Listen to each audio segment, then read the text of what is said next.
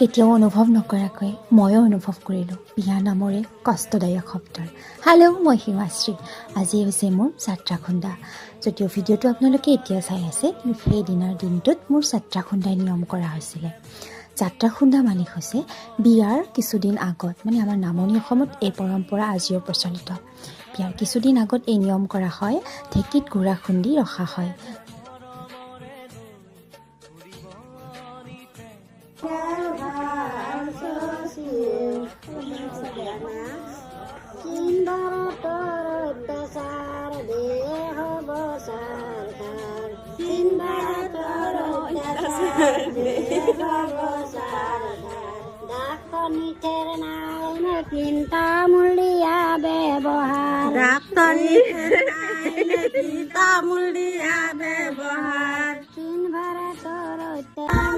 ডাক্তনিঠে নাই নেকি তামুলীয়া ব্যৱহাৰ আছে ডাক্তনিঠে তামুলীয়া ব্যৱহাৰ আছে ৰাইজ।